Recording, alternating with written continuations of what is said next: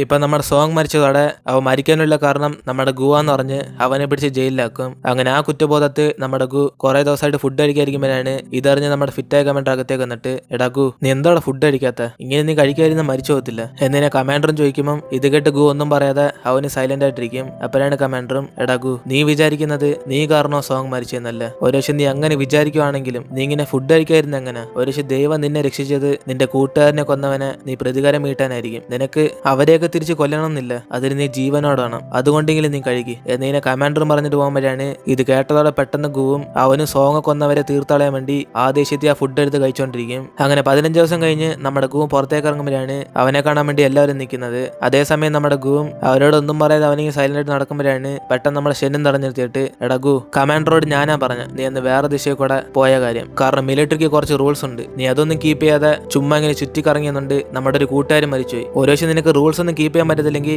നീ ആദ്യം ഈ മിലിറ്ററി സ്കൂളിൽ നിന്ന് പുറത്തേക്ക് എന്നിന് അവനും പറയുമ്പം ഇത് കേട്ട് ഗു തിരിച്ചൊന്നും പറയാതെ അവൻ അവിടെ നിന്ന് പോകും. അങ്ങനെ നമ്മുടെ ഗുവും ഫ്രഷപ്പ് ആയിട്ട് അവൻ നേരെ പോകുന്നത് സോങ്ങിനെ കൊന്നവന്മാരെ പ്രതികാരം വീട്ടാനാണ്. അങ്ങനെ അവനും അവന്മാരിലുള്ള സ്ഥലം കണ്ടുപിടിച്ച് മറിഞ്ഞു നിന്ന് അവന്മാരിലെ ഷൂട്ട് ചെയ്ത് കൊല്ലുമ്പോഴാണ് അവസാനം ഒരുത്തിനെ പിടിച്ച് നമ്മുടെ ഗുവും ചോദിക്കുന്നത്, എടാ നിങ്ങളെയൊക്കെ കൊല്ലാൻ പറഞ്ഞു വെച്ചാൽ ആ മിസ്റ്റർ എക്സ് എന്ത് എന്നിന് അവനും ഗൺ പോയിന്റ് ചെയ്ത് വെച്ച് ചോദിക്കുമ്പോൾ അവന്മാർ ഉള്ള സ്ഥലം അങ്ങ് പറയും. അതിനുശേഷം നമ്മുടെ ഗു നേരെ ചെല്ലുന്നത് അവന്റെ സ്ഥലത്തേക്കാണ്. പക്ഷെ അതൊരു ഓയിൽ ഫാക്ടറി ആയതുകൊണ്ട് മിസ്റ്റർ എക്സിനെ ചുറ്റി കുറെ ആൾക്കാരിങ്ങനെ കാണും. ഇത് കണ്ട് ഗു എങ്ങനെ അകത്ത് കയറണമെന്ന് അവനൊരു പ്ലാൻ ചെയ്യും. അപ്പോഴാണ് ആ മിസ്റ്റർ എക്സിന്റെ ആൾക്കാരൊക്കെ നോക്കുമ്പോൾ ദൂരെ ഇരുന്ന് ഒരു ടിപ്പർ വരുന്നത്. ഇത് കണ്ട് ഇവന്മാർ ആരാ നോക്കുമ്പോഴാണ് ആ ടിപ്പറിന്റെ അകത്ത് ആരും കാണത്തില്ല, കാരണം നമ്മുടെ ഗു സെറ്റ് ചെയ്ത് വെച്ചാണ്. അങ്ങനെ ആ വണ്ടി വരുന്നുണ്ട്, ഇവല്ലെങ്ങനെ ഷൂട്ട് ചെയ്യാൻ തുടങ്ങും. അതേസമയം ഒരു ഓയിൽ ഫാക്ടറി ആയതുകൊണ്ട് പെട്ടെന്ന് വണ്ടി ഇടിച്ച് മൊത്തത്തിൽ അങ്ങ് പൊട്ടിത്തെറിക്കും. അങ്ങനെ ആ സ്ഥലം മൊത്തം ആള് കത്തുമ്പോഴാണ് ഇത് മനസ്സിലാക്കി മിസ്റ്റർ എക്സും ഇനി ഇവിടെ ഇരിക്കുന്ന സേഫ് അല്ലെന്ന് പറഞ്ഞ് പെട്ടെന്ന് കാർ എടുത്തോണ്ട് അവിടെ നിന്ന് പോകും. ഇത് കാണുന്ന നമ്മുടെ ഗുവും ആ മിസ്റ്റർ എക്സ് വരാൻ വേണ്ടി അവനിങ്ങനെ ഫ്രണ്ട് വെയിറ്റ് ചെയ്തോണ്ടിരിക്കും. അങ്ങനെ മിസ്റ്റർ എക്സും വരുന്ന കണ്ട ഉടനെ നമ്മുടെ ഗു പെട്ടെന്ന് ഫ്രണ്ടിൽ ചെന്ന് അവനെ ലോക്ക് ചെയ്യും. അതിനുശേഷം ഗു അവനെ കെട്ടിയിട്ടുണ്ട്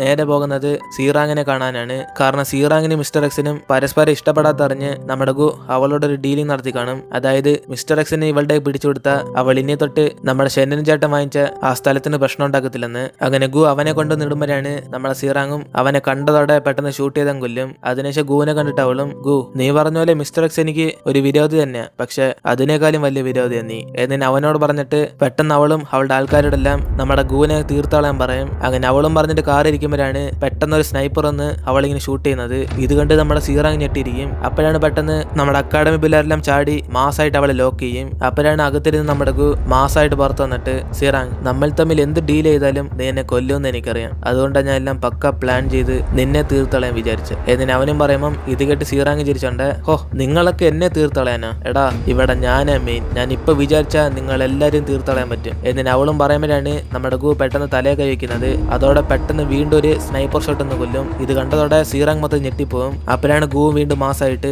സീറാങ് ഇപ്പൊ ഇവിടെ മെയിൻ ആരാന്ന് മനസ്സിലായി കാണുമല്ലോ എന്നിന് അവനും പറയുമ്പോഴാണ് ഈ സ്നൈപ്പർ ആരാന്ന് കാണിക്കുന്നത്. അത് വേറെ ആരുമില്ല നമ്മുടെ ഷെന്നാണ്. നമ്മുടെ ഗു ഒരു സിഗ്നൽ കൊടുത്താൽ മതി, അവിടുന്ന് ഷെൻ ഡയറക്റ്റ് ആയിട്ട് സീറാങ്ങിനെ ഷൂട്ട് ചെയ്ത് കൊല്ലും. അങ്ങനെ ഇതുകൊണ്ട് അവളും പേടിച്ചിരിക്കുമ്പോഴാണ് നമ്മുടെ ഗു അടുത്തേക്ക് വന്നിട്ട്, പിന്നെ സീറാങ് ഞങ്ങളിപ്പോ പോയിക്കോട്ടെ, കാരണം ഇവിടെ നീയല്ലേ മെയിൻ എന്നിന് അവളെ മൊത്തത്തിൽ ഡാമേജ് ആക്കി ഇവരെല്ലാം അവിടെ നിന്ന് പോകും. അതിനുശേഷം ഇവരെല്ലാരും കൂടെ നമ്മുടെ സോങ്ങിനടക്കിയ സ്ഥലത്ത് വരുമ്പോഴാണ് ഗു അവനോട് പറയുന്നത്, എടാ സോങ് നീ സമാധാനത്തിൽ കടന്നുറങ്ങ്, നിന്നെ കൊന്നവന്മാരെല്ലാം പ്രതികാരം വീട്ടിയിട്ടുണ്ട് എന്നിന് അവന് ഫീൽ ചെയ്ത് നമ്മുടെ സോങ്ങിനോട് പറഞ്ഞുകൊണ്ടിരിക്കും. അങ്ങനെ ഇപ്പോൾ ഇവരുടെ ഗ്രാജുവേഷൻ ഡേ ആയി, അതായത് മിലിറ്ററി സ്കൂളിലെ അവസാന ദിവസം. അതുകൊണ്ട് ഇവരെല്ലാരും കൂടെ മിലിറ്ററി സ്കൂൾ ക്ലീൻ ചെയ്തോണ്ടിരിക്കുമ്പോഴാണ് നമ്മുടെ ഗു ക്ലീൻ ചെയ്യുന്നിട്ട് ചോക്ലേറ്റ് ബോയും ചോദിക്കും, എടാ ഇത് നമ്മുടെ ഗു ആണോടാ, ആ ഒത്തിരി മാറിയില്ല എന്നിന് അവനും പറയുമ്പോൾ ജിന്നും, പിന്നല്ലാതെ ഇത്ര സംഭവത്തിന് ശേഷം അവ മാറായിരിക്കോ എന്നിന് ഇവരൊക്കെ നമ്മുടെ ഗുവിനെ നോക്കി ഷോക്കായിരിക്കും. അതേസമയം ലാസ്റ്റ് ഡേ ആയതുകൊണ്ട് നമ്മുടെ മെയിൻ കമാൻഡർ ഒന്ന് എല്ലാവർക്കും സ്പീച്ച് കൊടുക്കും. ബോയ്സ് ഇത്രയും വർഷം നിങ്ങൾക്ക് വേണ്ടി ഒരു കമാൻഡറായിട്ട് ഞാൻ ജോലി ചെയ്ത് എനിക്ക് സന്തോഷമുള്ളൂ എന്നിന് മെയിൻ കമാൻഡർ സ്പീച്ച് കൊടുക്കുമ്പോഴാണ് അതേ സ്ഥലത്ത് ഗസ്റ്റ് ആയിട്ട് മേയർ ഒന്നാണ്. അങ്ങനെ അവരും പെട്ടെന്ന് നെഞ്ചും പിടിച്ച് വീഴുമ്പോഴാണ്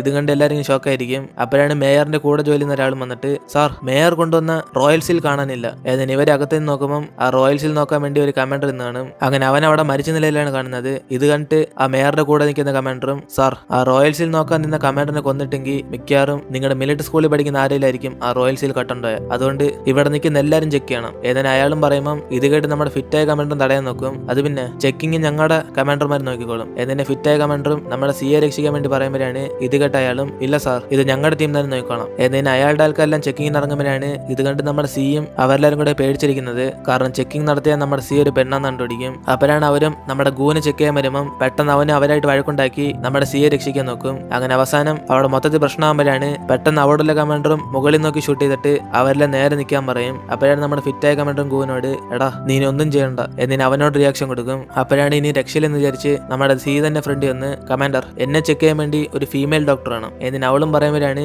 ഇത് കേട്ട് കമാൻഡറും എന്തോ ഫീമെയിൽ ഡോക്ടറോ കമാൻഡർ ഈ പയ്യൻ എന്തോ പറയുന്നത് എന്നിന് അവരും ചോദിക്കുമ്പോഴാണ് പെട്ടെന്ന് നമ്മുടെ സിയും സത്യം പറയുന്നത് സാർ ഞാനൊരു പെണ്ണ എന്നിന് അവള് പറഞ്ഞതോടെ അവന്മാരെല്ലാരും ഇങ്ങനെ ഷോക്കാവും. അതേസമയം നമ്മുടെ ഗുവും അവൾ സത്യം പറഞ്ഞത് അവനിങ്ങനെ പേടിച്ചിരിക്കും. കാരണം കമാൻഡർ ഇന്നെ അവൾ എന്ത് ചെയ്യുന്നു പേടിച്ച്. അപ്പോഴാണ് ഈ സത്യം അറിഞ്ഞ ഉടനെ കമാൻഡർ എല്ലാം പെട്ടെന്ന് നമ്മുടെ സിയെ പിടിച്ച് ജയിലിൽ അടയ്ക്കാൻ പറയും. അങ്ങനെ അവൾ അവിടെ നിന്ന് കൊണ്ടുപോകുമ്പോൾ നമ്മുടെ ഗുവും പേടിച്ച് അവളെ തന്നെ നോക്കിക്കൊണ്ടിരിക്കും. അതിനുശേഷം നമ്മുടെ ഷെന്നും വീട്ടിലേക്ക് ചെല്ലുമ്പോഴാണ് അവനൊരു ഫോൺ കോൾ വരുന്നത്. അതായത് അക്കാഡമിയിൽ വെച്ച് മേയറിന് ഹാർട്ട് അറ്റാക്ക് ഒന്നാണ്. അങ്ങനെ അയാൾ ഹോസ്പിറ്റലിൽ നിന്ന് മരിച്ചതിന് കാരണം നമ്മുടെ സിയ എന്ന് പറഞ്ഞ് മൊത്തത്തിൽ അവളുടെ പേരിലാകും. അങ്ങനെ ഇപ്പൊ നമ്മുടെ സിയെ പിടിച്ച് ജയിലിടുമ്പോഴാണ് അവിടെയുള്ള കുറെ ഗേൾസും നമ്മുടെ സിയുടെ അടുത്തേക്ക് വന്നിട്ട് പ്രശ്നം ഉണ്ടാക്കാൻ നോക്കും. അപ്പോഴാണ് ഇത് കണ്ട് സിയും ലേഡീസ് മര്യാദയ്ക്ക് നിങ്ങൾ അടങ്ങിയിരുന്നില്ലെങ്കിൽ പിന്നെ നിങ്ങൾ അനുഭവിക്കേണ്ടി വരും എന്നിന് അവളുടെ കൈയൊക്കെ ഇങ്ങനെ നോക്കിക്കൊണ്ടിരിക്കും. അതേസമയം നമ്മുടെ സിയെ ജയിലിലാക്കിയ കാര്യമൊക്കെ അസിസ്റ്റന്റ് വന്ന് നമ്മുടെ സൂപ്പർ സ്റ്റാറിനോട് പറയും ക്യൂമാൻഡീൻ ആ സി ഒരു പെണ്ണായിരുന്നു മേയറിനെ കൊന്നെന്ന് പറഞ്ഞ് അവളെ പിടിച്ച് ജയിലിട്ടെന്ന് എന്നിന് അവനും പറയുമ്പം ഇത് കേട്ട് സൂപ്പർ സ്റ്റാർ ഇങ്ങനെ ഷോക്കായിരിക്കും. അതേസമയം സിയെ ജയിലാക്കിയതുകൊണ്ട് നമ്മുടെ ഗു അവളെ കാണാൻ വേണ്ടി അവിടെ വരും. അപ്പോഴാണ് പുറത്തുള്ള സെക്യൂരിറ്റിയും നമ്മുടെ ഗുവിനെ അകത്തേക്ക് കയറാതെ അവനെ തടഞ്ഞു നിർത്തിക്കൊണ്ടിരിക്കും. അപ്പോഴാണ് പുറത്ത് നമ്മുടെ ഗു നിൽക്കുന്നുണ്ട്. ഒരു പോലീസ് അടുത്തേക്ക് വന്ന് ആ ഗു നിനക്ക് സിയെ കാണണല്ലേ പക്ഷെ അതിന് കുറച്ച് പൈസ ആകുമല്ലേ എന്നിന് അവനും പൈസ വയ്ക്കുമ്പോഴാണ് നമ്മുടെ ഗു അവന്റെ നല്ല പൈസ എടുത്തു കൊടുത്തിട്ട് ആ സാർ ഇതെല്ലാം നിങ്ങൾ എന്ന് വെച്ചോ എന്നെ സിയെ കാണാൻ മാത്രം അനുവദിക്ക് എന്നിന് അവനും ചോദിക്കുമ്പോൾ ഇത് കേട്ട് അയാളും ആ നീ ഇവിടെ നിൽക്കി ഞാൻ ഇപ്പൊ വരാം എന്നിന് അയാളും പറഞ്ഞിട്ട് അകത്തേക്ക് പോകും. പക്ഷെ കുറെ സമയമായിട്ടും അയാൾ തിരിച്ച് പുറത്തേക്ക് വരത്തില്ല. അതുകൊണ്ട് നമ്മുടെ ഗുവും അയാൾ വരുന്നവരെ പുറത്തേക്ക് തന്നെ വെയിറ്റ് ചെയ്ത് രാത്രിയാകും. അപ്പോഴാണ് ആ പോലീസ് ഓഫീസറും പുറത്തേക്ക് വരുമ്പോൾ നമ്മുടെ ഗുവോടെ നിൽക്കുന്നിട്ട് എന്തോ മോനെ നീ ഇതൊരു വീട്ടിൽ പോയില്ല എന്നിന് അയാൾ ചോദിച്ചോടെ ഇത് കേട്ട് പെട്ടെന്ന് ഗുവും ദേഷ്യപ്പെട്ട് എന്തുവാടാ എന്റെ പൈസ വാങ്ങിച്ചിട്ട് എന്നെ അകത്തേക്ക് കയറ്റുന്നില്ല സമ്മതിച്ച പിന്നെന്തോ നീ വാക്കു മാറുന്നത് എന്നിന് അവനോട് ചൂടാകുമ്പോഴാണ് പെട്ടെന്ന് ആ പോലീസും ആ മോനെ സോറി നീ ക്ഷമിച്ചേക്ക് നിന്നെ കുറിച്ച് അന്വേഷിച്ച് നോക്കി നമ്മുടെ വൈസ് പ്രസിഡന്റിന്റെ മോനല്ലേ നീ പക്ഷെ എന്തോ ചെയ്യാനാ എന്നെക്കാളും വലിയ പോസ്റ്റിലുള്ള ഓഫീസർമാരെല്ലാം ആ സിയെ കാണാൻ ആരെ അകത്തേക്ക് കയറ്റില്ലെന്നാ പറഞ്ഞേക്കുന്നത്. അതുകൊണ്ട് എന്നെ നിന്നെ അകത്തേക്ക് കയറ്റാൻ പറ്റത്തില്ല. പക്ഷെ നിന്റെ ഞാൻ കാശ് വാങ്ങിച്ചുകൊണ്ട് എന്നെ കൊണ്ട് പറ്റുന്നത്രയും ഞാൻ പെങ്കൊച്ചിനെ സുരക്ഷ കൊടുക്കാം എന്നിന് അയാളും പറയുമ്പം ഇത് കേട്ട് നമ്മുടെ ഗുവിന് കുറച്ച് ആശ്വാസം വരും. അപ്പോഴാണ് അവനും എങ്കിൽ ശരി ഞാൻ നിങ്ങളോട് ദേഷ്യപ്പെട്ടിന് സോറി എന്നതിന് അയാളോട് സോറി വയ്ക്കും. അങ്ങനെ അതേസമയം നമ്മുടെ ലീയും അവന്റെ വീട്ടിലേക്ക് വരുമ്പോഴാണ് അവന്റെ അച്ഛൻ തന്റെ അനിയനോട് സംസാരിച്ചോണ്ടിരിക്കുന്നത്. അപ്പോഴാണ് അയാളും ചേട്ടാ റീസെന്റ് ആയിട്ട് ആ മേയർ മരിച്ചുപോയി എന്ന് പറഞ്ഞ് നമ്മുടെ ലീയുടെ കൂടെ പഠിക്കുന്ന ആ സിയെ പിടിച്ച് ജയിലാക്കില്ല അതിലെന്തോ ഒരു തെറ്റുണ്ടെന്നാ തോന്നുന്നത്. കാരണം ഞങ്ങള് അയാളുടെ ബോഡി എല്ലാം പോസ്റ്റ്മോർട്ടം ചെയ്ത് നോക്കിയപ്പം അദ്ദേഹം മരിക്കാനുള്ള കാരണം ആരോ ഒരാള് ഒരു മെഡിസിൻ ഇഞ്ചെക്ട് ചെയ്തിട്ടുണ്ട്. അങ്ങനെ ഈ സത്യന്റെ ചീഫ് ഡോക്ടർ ആ മേയറിന്റെ അസിസ്റ്റന്റിനോട് പറയുമ്പം അയാൾ ഞങ്ങളെ കൊല്ലുന്ന രീതിയിൽ നോക്കിയ. അതിനുശേഷം പെട്ടെന്ന് അവരും ഞങ്ങളുടെ ചീഫ് ഡോക്ടറിനെ അറസ്റ്റ് ചെയ്തുകൊണ്ടുപോയി. എനിക്കിപ്പം പേടിയാണ് കാരണം ഞാനും കൂടെ ചീഫ് ഡോക്ടറിന്റെ കൂടെ ഉണ്ടായിരുന്നു. അതുകൊണ്ട് അയാൾ മരിച്ചത് എങ്ങനെയാന്ന് എനിക്കും അറിയാം എന്നിന് അവര് സംസാരിക്കുമ്പോഴാണ് ഇതൊക്കെ ലീയും കേട്ടിട്ട് ഓ അപ്പൊ ആ മേയർ മരിക്കാനുള്ള കാരണം സി അല്ലേ എന്നതിന് അവന് മനസ്സിലാകും. അപ്പോഴാണ് ലീഡ് അച്ഛനും പറയുന്നത് എടാ എങ്കിൽ പിന്നെ ഇനി നീ ഇവിടെ സേഫ് അല്ല. കാരണം മേയർ മരിച്ച കേസിൽ കുറെ വലിയ ആൾക്കാരൊക്കെ ബന്ധപ്പെട്ടിട്ടുണ്ട്. ഒരു പക്ഷേ നിനക്ക് ഈ സത്യം അറിയാന്ന് അവരറിഞ്ഞ അവർ നിന്നെയും തീർത്തളയും. അതുകൊണ്ട് നിന്റെ കുടുംബത്തോട് ആദ്യം ഇവിടെ നിന്ന് പോ എന്നതിനെ അനിയനെ പറഞ്ഞേക്കും. അതിനുശേഷം നമ്മുടെ ലീയും അവന്റെ അച്ഛനോട് സംസാരിക്കുമ്പോഴാണ് പെട്ടെന്ന് ഒരു ഷൂട്ടിംഗ് സൗണ്ട് കേൾക്കുന്നത്. ഇത് കേട്ടതോടെ രണ്ടുപേരും ഷോക്കാവും. അപ്പോഴാണ് അച്ഛനോട് ജോലി എന്ന് ഒരുത്തിനെന്ന് പറയും സാർ പുറത്ത് നിങ്ങളുടെ അനിയൻ മരിച്ചു കിടക്കുന്നു എന്നിന് അയാൾ പറഞ്ഞോടെ ഇത് കേട്ട് പെട്ടെന്ന് അച്ഛനും ഞെട്ടിയിട്ട് എടി പെട്ടെന്ന് ഡ്രസ്സെല്ലാം പാക്കി നമ്മൾ ഇവിടെ നിന്ന് പോയില്ലെങ്കിൽ അവർ മിക്കവാറും നമ്മളെയും കൊല്ലും എന്നിന് അച്ഛനും ടെൻഷനായിട്ടിരിക്കും. അതേസമയം നമ്മുടെ ഗുവും അവന്റെ അച്ഛനോടൊക്കെ സഹായം ചോദിക്കും. അപ്പോഴാണ് അച്ഛനെടുക്കാതെ അയാളുടെ അസിസ്റ്റന്റും പറയും സാർ നിങ്ങളുടെ അച്ഛൻ പറഞ്ഞ് ആ മേയറിന്റെ കേസ് കുറച്ച് പ്രശ്നമുള്ളതാണ്. അതുകൊണ്ട് നിങ്ങളുടെ അച്ഛനെ കൊണ്ട് സഹായിക്കാൻ പറ്റത്തില്ല. അതുമാത്രമല്ല നിങ്ങളോടും കൂടെ ആ കേസിൽ നഗ നിൽക്കാൻ പറഞ്ഞു അതാ നിങ്ങൾക്ക് സേഫ് എന്നിന് അയാളും പറഞ്ഞിട്ട് ഫോൺ കിട്ടിയപ്പോഴാണ് ഇത് കേട്ട് നമ്മുടെ ഗുവും ദേഷ്യപ്പെട്ടിരിക്കുന്നത്. അപ്പോഴാണ് അവിടെ ജോലി ചെയ്യുന്ന ഒരുത്തിനും നമ്മുടെ ഗൂടെ അടുത്തേക്ക് വന്നിട്ട് സാർ സിയെ കുറിച്ച് എന്താ സംസാരിക്കണമെന്ന് പറഞ്ഞ് പുറത്ത് ഒരാളും നിപ്പുണ്ട് എന്നിന് അവനും പറയുമ്പം ഇത് കേട്ട് ഗു സന്തോഷത്തോടെ അവനെ കാണാൻ വേണ്ടി പോകും. അങ്ങനെ ഇത് പാരാൻ നമുക്കിപ്പോ കാണിക്കുന്നില്ല.